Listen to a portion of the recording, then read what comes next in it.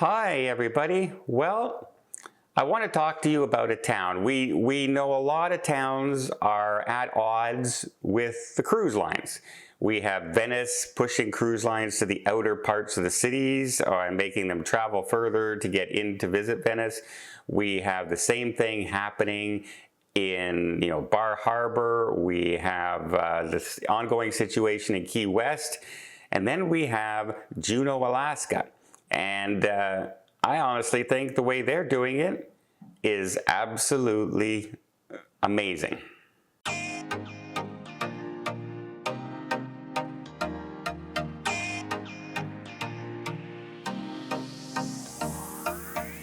So most times when you have a town council or a city deciding to do something on the cruise lines, they don't really work with the cruise lines. They come up with their own idea and their own solution, and then they try and make it happen. Just tell the cruise lines, like in Bar Harbor, they came up with a solution. The original idea in Bar Harbor was to limit the cruise ships to one cruise ship a day.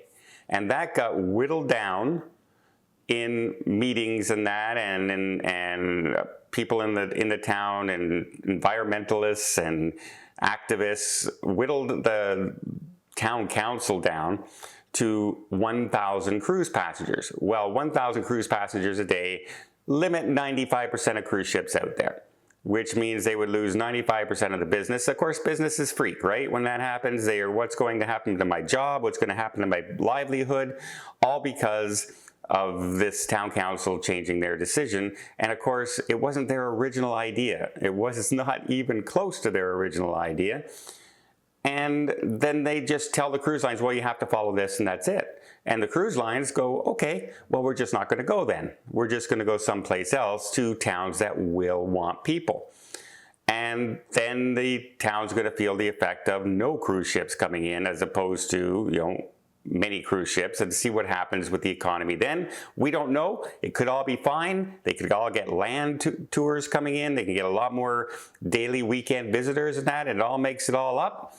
However, if you're a business that relies on cruise ship tourism during the summer and the peak times, it may concern you a great deal.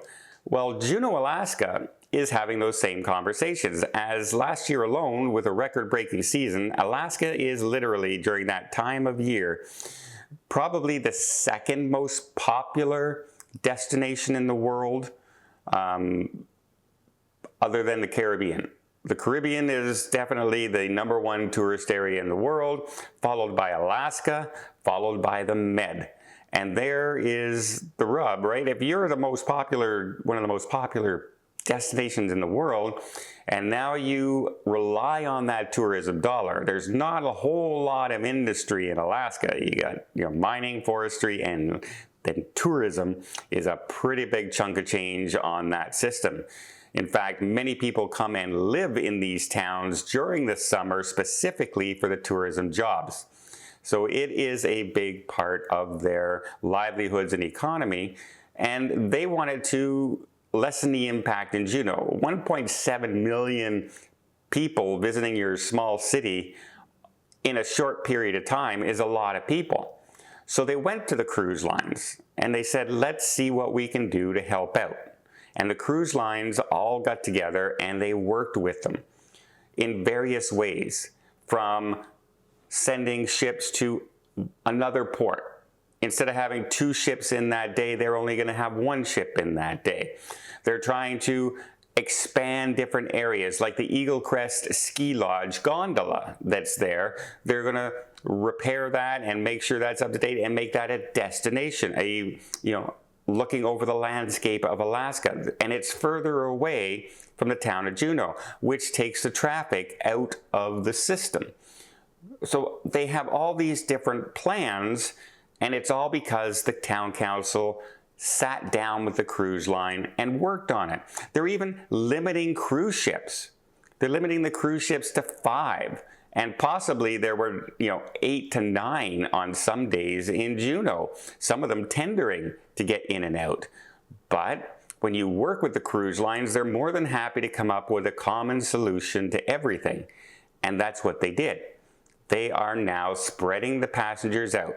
Normally on a Tuesday, which for some reason Tuesdays in Juneau is like the busiest day of the week. Kind of weird, right? That a Tuesday is your busiest day for tourism of the week. Just the way it works out when many cruise ships leave on a Friday, Saturday sailings. It just happens they arrive on Tuesdays. Well, normally they can be 20,000 plus. 20,000 plus people in on a day. Well, this year they've limited to about 17,000 is their busiest day. So they've already lowered the amount of people arriving on busy days in Juneau, and that's before the new 5-ship limit is happening. So that doesn't happen until 2025. So there'll be even a bigger change in 2025 and another lessening of traffic and congestion for the people living in Juneau. Well, I mean, come on. That's what happens when you work with an industry that has been there for a long-standing tradition in your area, that you rely on for income for some of your businesses and your people who live there and their full economy and the livelihoods of your town, as opposed to just coming up with your own ideas and saying, that's it. Follow our rules and be happy about it. Because the cruise lines don't have to be happy about it. They don't have to smile and take it. They can just go somewhere else at some point. And it's always better, no matter what. If you have a conflict with anybody, isn't it better to just sit down and discuss it and try and come up with some leeway on both, some give and go from both sides and come up with a solution together, as opposed to just going up to that person and saying, hey, change this or else I'm going to do something about it. That never works, because then the other person says, oh yeah, what are you going to do about it then? I dare you to do something about it. It just escalates. And I don't understand why more city councils and towns and everything just don't come up and say, hey, let's work with the parties involved, come up with some solutions, and then we can all prosper together. Wow, what an amazing concept.